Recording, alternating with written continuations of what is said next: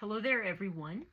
This is going to be a diagnosis of a pipe bag, a bagpipe basically, that is suddenly too hard for the student who is playing this. This is a student who knows how to play, knows how to control the bag pressure, and all of a sudden, sort of all of a sudden, over the last couple of weeks, we have noticed that the pipe is not comfortable. And we've checked all the usual suspects, like the chanter reed being too hard, the drone reeds taking, maybe too much air, and it doesn't seem to be that. So we're going to go ahead and take apart this bagpipe, and we'll start from the beginning and see if the bag itself is leaking. So I'm going to take this apart, and I'll come right back. Okay, so I've got the pipes out of the bag, the pipe case, and this particular piper has a pad here for the shoulder, where the bass drone goes on the shoulder. But we're going to go ahead and take apart all of the parts. So let's go ahead and get this bass drone stock out. Okay, there we go. Have nice bounce tone reeds, red, white, and blue reeds in there. Reed in there. All right. We'll get the middle tenor out. That bass drum is just kind of along for the ride at the moment. All right, middle tenor's coming out. Okay, that has the yellow balance tone reed and the outer tenor. Okay, so I'm just gonna set those aside. Okie dokie. All right, and here we have the blowpipe is in here, so I'm gonna take this out. All right, and we're gonna go ahead and unzip the bag cover. All right, go ahead and take all of this off. And I'm sure all of you have done this before, but it's nice to see the steps, and maybe if this is the first time you've ever seen this done, it could be useful. So here we have, this is a Bannatyne extended small type of bag. So the first thing I asked this student to do when the bag started becoming difficult, in addition to checking the reeds for not taking too much air and checking the chanter reed to be the right strength, was to put the T-zip silicone gel, bead of gel, or a couple beads of gel along this zipper, and we did that quite recently. Okay, so for now I'm going to rule out the zipper. Okay, next step is we are going to go ahead and inflate the bag, and to do that we'll put the blowpipe back in, the blowpipe stock, and all these joints are fairly tight. I mean, I would say maybe they could be maybe a little tighter, but to be honest, we've already been through this with this bagpipe, so I'm just making sure everything's tight on this nice adjustable, telescoping adjustable blowpipe. And then over here I have 4 of the rubber stoppers. We'll go ahead and put those in each of the drone stocks. Okay, each of the drone stocks, and of course the chanter stock. This is a set of poly-McCallum pipes, the drone stocks that you're seeing, and then the Bannatyne hybrid bag. All right, so the next step is I'm going to inflate the bag, make sure the zipper's tight, it's good, and let's see what happens.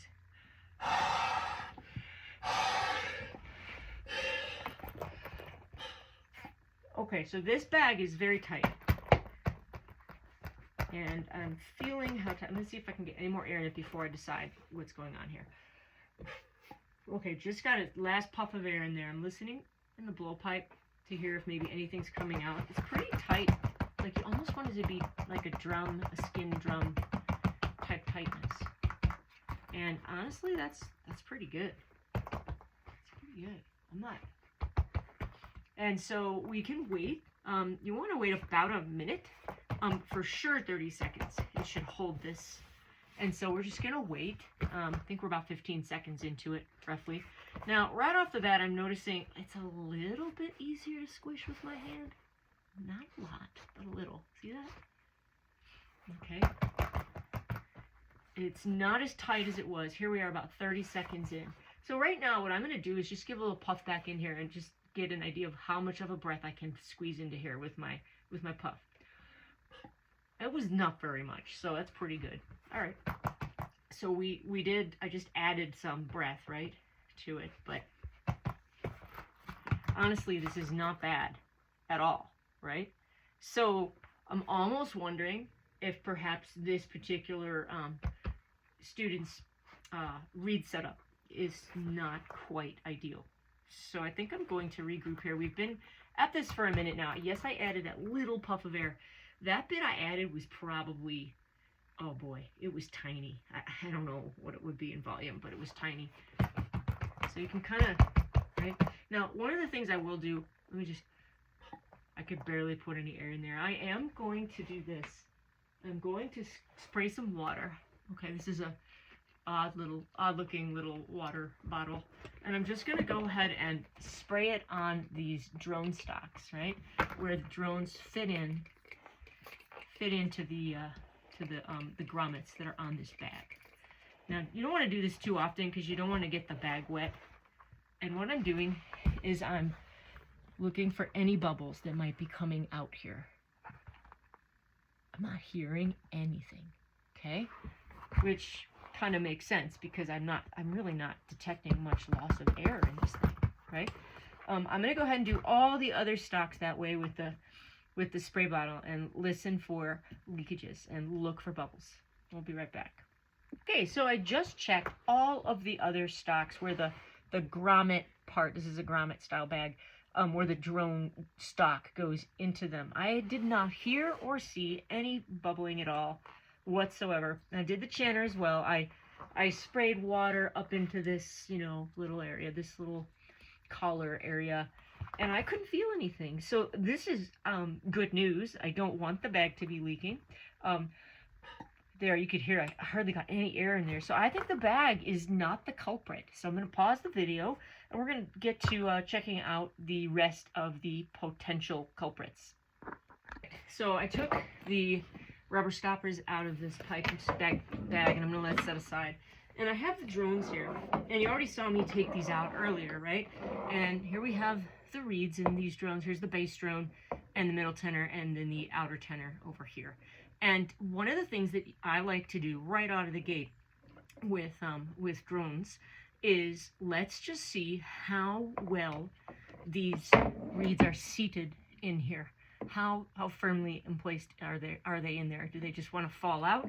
And so one of the things you can do is just, you know, shake it and test it, right? I'm like, okay, that seems pretty solid. There's another test you can do.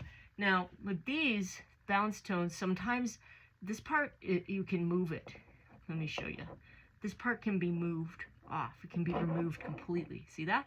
It's part of the design that makes the reed be, you can adjust the length to adjust the pitch as needed. So what you want to test, you don't want that to be super loose. So I hold the whole drone, the weight of the drone from up here. See that? And it didn't slide off. So that's good. The next, and it didn't come out here either. So next I'm going to take this off and I'm going to keep this base part in. I'm going to do the same thing. See that? I can hold the weight of the drone. I'm shaking it. This is not loose. So this is great. I'm going to do that test with the other two, okay? Put this back approximately where it was. I'll probably have to fiddle with it a little bit later for tuning, but we're not there yet. And I'll do the same test with this middle tenor. Same thing. So let me just try it from here, right? Can you see that? Sure. Yeah, look at that. It is not falling out. And I'll do the same thing with the bottom part of it, the little part that sticks into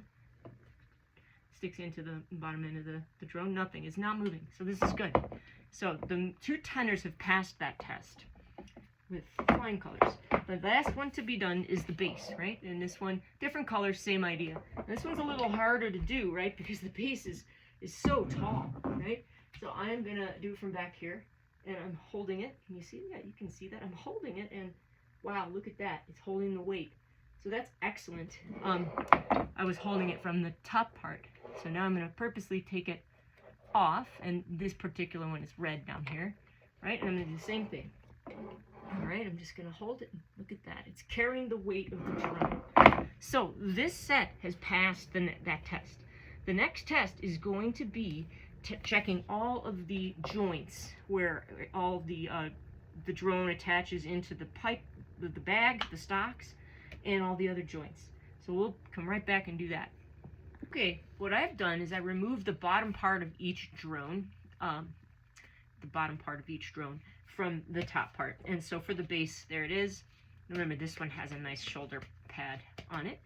And then here's the middle tenor. It's good to keep track. Middle tenor, keep it next to the bass, outer tenor. So what I'm going to do next is I'm going to test each one of these, how this part of the drone, how this fits into its proper stock. So this is the outer tenor. So I'm going to take the outer tenor stock and I'm going to put this in and check how firmly it goes in. And is it easy to turn, you know, or is it pretty stiff? This one is very stiff here, like that's pretty hard to move. And then right at the bottom or the end of it, it's a little bit easier. Okay, so I'm noting that could be a culprit for some leakage. It's probably not a lot, but I'm not going to ignore that. So I'm going to put that off to the side. Look at how hard that is. It's kind of hard to take out. All right, I'm going to do the next one, the middle tenor, tested in the middle tenor stock, and same thing. And that one, it's about the same as the other. It's you know what though? It's a little bit loose, so maybe this middle tenor, see that rocking? I'm not sure I'm liking that. There's a lot less rocking when I get it lower. So this one we might be able to add some string to. So middle tenor, we'll come back to that in a moment. All right, and let's test the bass. So here's the bass, and put it into here. It's a little hard to test this with the shoulder pad. So what I'm gonna do is I'm gonna hold this from up here. And that is, gosh, that's in there quite solidly. I don't think this is the culprit. Okay, so I don't think the bass is at all the culprit.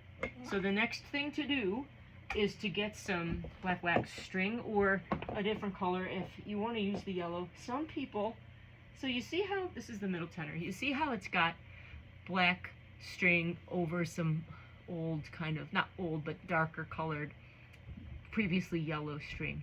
Sometimes people prefer to put on the outermost wrap of the drone stock a color that is easy to see. It contrasts with whatever's below it. And so I'm going to find some beeswax yellow string for this last layer. I'll pause the video and I'll be right back.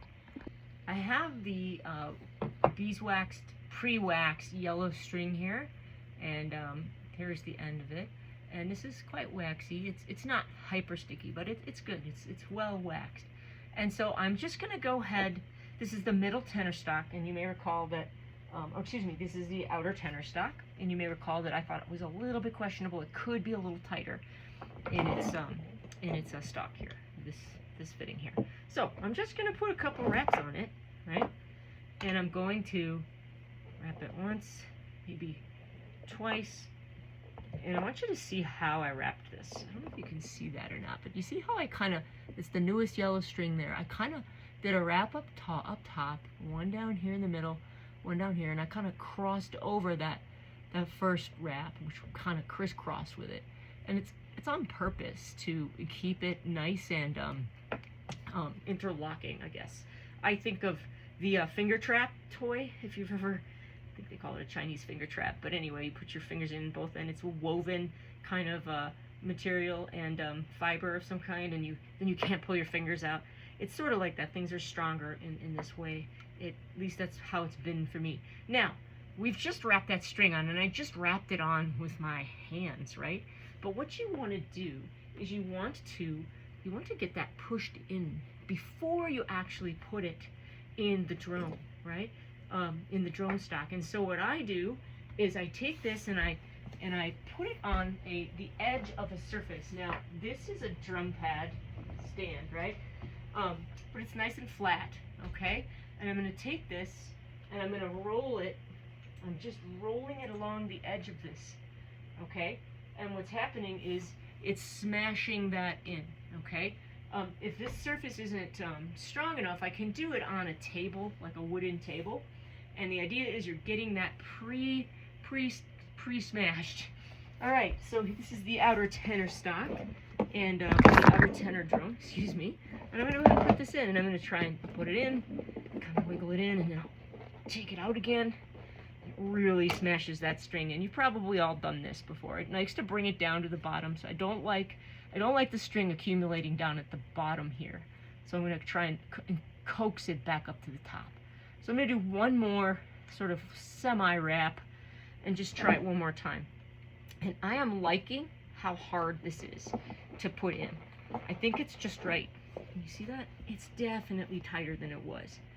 And now I have this sort of mesh of the freshest string that I put on here. See that?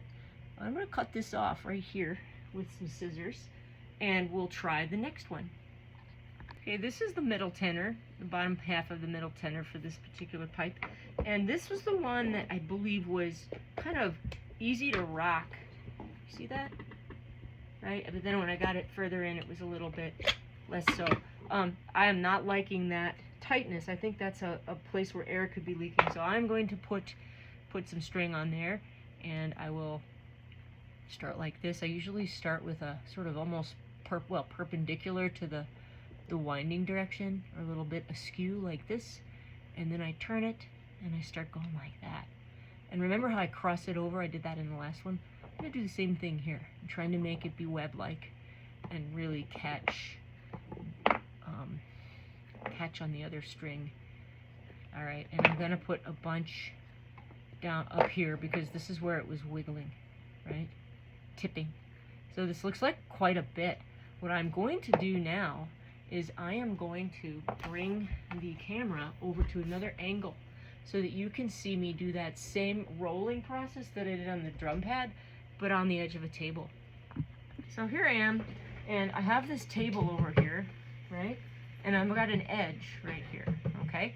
So I'm going to take this middle tenor, and I'm going to roll this onto the wooden part, or this on the edge of this wooden table. So you see what I'm doing there?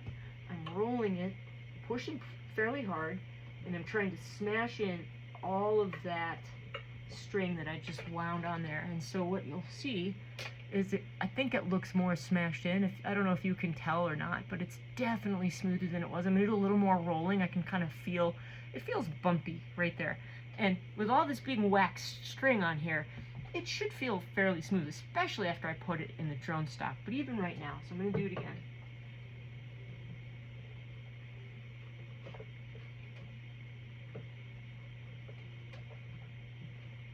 Okay, so I feel like I've done a good job on that, and now I'm going to go bring this back down to the bagpipe, and we'll put it in the stock and see how tight it is. It's time to test this middle tenor and see if it's tight enough for my standard. Let's see. It's nice. It's not easy to put in. All right? That's good. I like that. I don't know if you can tell, but it's definitely not easy. So I'm going to go cut this little bit off, and we'll go to the next one.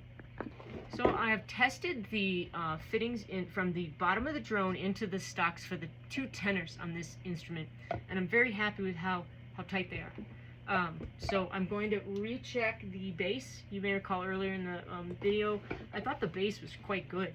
Okay, so this bass, again, it has a shoulder pad on it, so normally I would hold it from the wood, but this shoulder pad turns, right, which is very clever, of course. And so I'm just going to put it in like this. All right. And then, honestly, I think that's fine. So I am not going to add any string to that. So I have ruled out the point where the stock goes into the bag. There are no leaks in any of them, okay? And then I've moved up, right? And I'm checking the next potential place for leaking, which is this joint. And I am happy with all of these on the drones. However, I need to check the blowpipe. Okay, so let me check the blowpipe. You can hear those reeds, right? So the blowpipe, that's a little bit easy. I'm not loving that. So I'm going to go ahead and put some string on this. This blowpipe has a lot of black string, a little bit of yellow kind of smashed in there from earlier efforts. And I'm going to add some more yellow string. So here I go, same process as before, kind of put it in a diagonal. It doesn't really matter, but I'm purposely spacing it out. I'm not trying to make it be like a threaded situation where everything's lined up perfectly, right? So there, it's quite a bit. It's quite a bit. What I'm going to do now is I'm going to go roll this out on that table that you saw earlier, and the whole idea is to smash that string, and it feels very bumpy right now. So we want to get rid of that topography, if you will, of the new string. So I'll be right back and roll it out on the table. Just rolled this portion of the blowpipe fitting, rolled out the freshly emplaced string, and I'm going to test it in the blowpipe stock now. Okay, there we go. I like that a lot better. That is just right. So I'm happy with that. I'm gonna just break that string off because it can, and I'm gonna claim, I don't want to say victory. I'm gonna say that I have done everything that I know how to do to rule out leaking from 2 places going up the drone, right, on each fitting. Yeah. Now I haven't done the chanter yet. I'll do that last. Okay. And we checked the bag earlier, so the bag itself is airtight. So this is good. This is really good. The next place to check is going to be where? We're just going to go up the drone, right? So it's going to be this fitting for the base, right? It's going to be the next segment. Now this is the tuning slide, right? And the whole thing with the tuning slide is that we want to make sure that we can move it, right? We can move it without moving this, right? And I don't know if you can see, I'm trying to test whether or not this is right. It's not. You see what I'm doing? I'm pretending like I'm tuning it. And I will say that this is on the tighter side for a tuning slide. I like it this way. I don't think air is leaking through that because it's pretty tight. So I'm going to leave it just like it is. And you might say, well, you know, prove it. It's from experience that I'm saying that. Now, the last place on the bass drum is that the topmost joint. And you may know this, and if you don't, I'll just let you know that the topmost joint on the bass drum, generally you keep it at the same, this height right here, this setting. You keep it in a setting where you can just barely see a little bit of this string, maybe even a little less than that. And that is considered the ideal distance for this part of the drone, the bass drum, for the harmonics. That's how I understand it. In a pinch, in a situation where things were just tuning very strangely, you could use this as a tuning pin, and maybe lower it or raise it. But you would only do that after things weren't working down here. That would be sort of in case of emergency. So all I'm really checking for here is this tight? And the way you can test for that is this. What you want is you want to be able to hit this top of this bass drum, and this shouldn't move. But look at that, it moved, right? So I need to add some string to that. Did you see that test? So what I did was up like this in its spot, and I was just holding this here, and it came along. Look at that, it moved. So this is not tight enough. So I am going to pause the video and put some string on it and do the roll it out on the table trick and put it back, and let's see if it moves the next time. I just added a whole bunch of string to this top joint on the bass drum, and you can kind of see, I think, what I did, that interlocking kind of method, and I rolled it out on the table to smash it in. And so now I'm going to put it in, connect it to the top part of the drone, and let's just see what I get here. Ooh, that's really difficult to put on. I kind of like that. It's almost too difficult, and I kind of like that because we really don't want this thing moving. So look at that. I just smashed it in. I don't know if you can see. It's pretty good. So I am quite happy with that. That was lucky. I think I got it on the first try, and I'm just going to break off that string there, and looks like there's maybe a little extra bit that was sticking out, so I'll just put it back over here. Yeah, there we go. Now, put this back on, and remember that test? Hitting the top of the drum. Let's try it. Alright, so here we are, and this bass drone is sort of back and assembled, and I am going to hit this thing. That thing did not move. Look at that. See that? That's great. So that's what we want. So I would say that this drone has been addressed, except for the reed itself, the tongue. We'll talk about that later. I'm going to do the same test that I just did on that topmost drone piece on the tuning slides in the middle tenor. And you might say, that's a kind of drastic thing to do to a tenor, right? It's supposed to be a tuning slide, and you're actually right. So I'm kind of overstating what I was said I was going to do. We have this to be as tight as it can be, but be able to be tuned by one hand, right? Because that's what we pipers need to be able to do. We need to reach up and tune by one hand. So I misspoke. We're not going to do that, but it shouldn't be easy. See that? Like, it's really hard to smash that down. To be honest, I think this tuning slide is quite solid in its tightness, except when I get pretty high up on it. You see that? And then it starts to get a little wiggly. See that? So you might say, okay, I'm really never going to tune that high. And that's probably true. But I am going to put a little extra string right at the top of this thing. And you can see it's mostly black string up here, so I'm going to put yellow on there so I can tell what I put on most recently. So I'm going to pause the video and do that and show you the results. Alright, I'm back. I added a bunch of yellow string to the top of this tuning pin of the outer tenor. There's the outer tenor this was. And I think you may recall it was mostly black string up at the top, and I added layers of yellow. And to be honest, I think it's almost a little bit too tight. I'm going to show you. I suppose it's better to go too tight and then take some off, right? So, here we go. I already smashed it down, and I tried it out, and it's just a little bit hard for a tuning slide, right? So I'm going to take some wraps off. I'm going to do like maybe one and just try it out. Here we go. It's better. It's a lot better. So honestly, I think I'm going to leave it here, okay? I think, look, it's pretty good right up into, right in there. It wants to wrap just a little bit, but it's certainly not, it's not moving. See that? I'm hitting the end of this thing. It doesn't want to move. So I like this. I like this. So I'm going to break that right there. I'm going to call the outer tenor good, okay? So the last one to do here will be the middle tenor for this particular setup.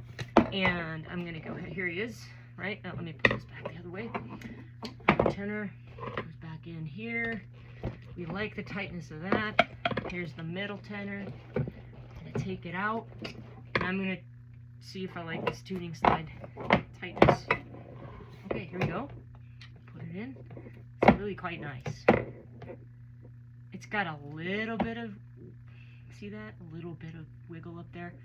I might put a little bit of string up at the top, just the very top, okay? So I'm going to pause the video and do that, and I'll be right back. All right, I am testing the middle tenor. I added some string to that one. You can see it right at the top only. And I'm going to test it in the middle tenor's top part. And I haven't put it in yet, so you're seeing it for the first time. Okay, I'm just going to smash it in there and make sure that it's really, really in properly. Now that wiggle is way less. To be honest, I like this. I don't want to make this any tighter, because this student will not be able to tune this with the one hand. It's already on the tight side. It is a damp day here, so I'm thinking maybe that'll have, it won't be so hard to tune this drone when it isn't so damp out.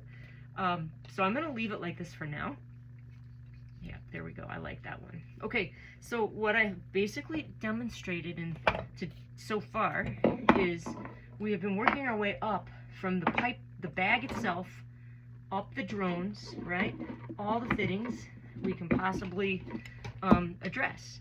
And I'm not finding any problems. Or when I did, I went ahead and added some string, and I'm pretty happy with it. I can do the test on that middle tenor. Let me put it up here.